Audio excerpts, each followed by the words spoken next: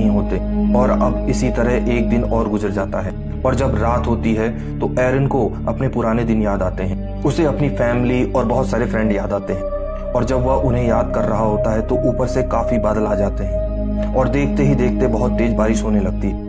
क्योंकि एरन के पास पानी खत्म हो गया होता है इसीलिए वो अपनी बोतल खोलकर पानी भरने लगता है और अब उन माउंटेन से पानी आना भी शुरू हो जाता है जहां पर एरन फंसा होता है। देखते ही देखते पानी का लेवल इतना बढ़ जाता है जिसकी वजह से एरन उसमें डूबना शुरू हो जाता है। अब क्योंकि पानी की ग्रेविटी कम होती है तो हम भारी से भारी चीजों को भी दरअसल आसानी से उठा सकते हैं। तब एरन भी पानी में जाकर उस पत्थर को उठाने की कोशिश करता है और कोशिश के बाद वो पत्थर को उठा भी लेता है। इसके बाद उसका हाथ भी उस पत्थर से निकल जाता है। जब एरन वहां से निकलकर गाड़ी की तरफ भागता है वह अपनी गाड़ी में बैठकर वहां से निकल जाता है, लेकिन वह सब एक ड्रीम होता है।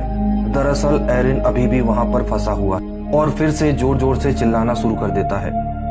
अब क्योंकि उसे यहाँ फंसे काफी दिन हो चुके थे इसीलिए उसे काफी अजीब से ड्रीम आ रहे होते हैं। अब एरन को यहाँ पर फंसे हुए 4 दिन हो गए हैं और यही होता है उसका 5वां दिन। इसीलिए उसका नेचर बिहेवियर चेंज होने लगता है। वो अपने आप से बातें करता है, हंसता है और कमेंट्री करता है और वो यह भी बताता है कि अगर उस दिन उसने अपनी मदर का कॉल रिसीव कर लिया होता, उन्हें मैंने ये बता दिया होता कि मैं यहाँ आ रहा हूँ तो शायद मैं यहाँ फंसा नहीं होता।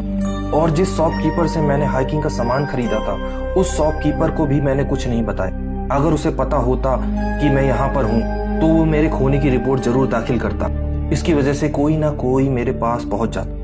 यहाँ एरन अपने पेरेंट्स को कहता है कि मैं आपसे बहुत प्यार करता हूँ। दरअसल एरन ये सब रिकॉर्ड इसलिए कर रहा होता है क्योंकि उसे पता चल गया है कि वो यहाँ से नहीं निकल पाएगा, क्योंकि वो भूखा है, प्यासा है, उसकी बॉडी में भी जान नहीं है। और एरन एक बार फिर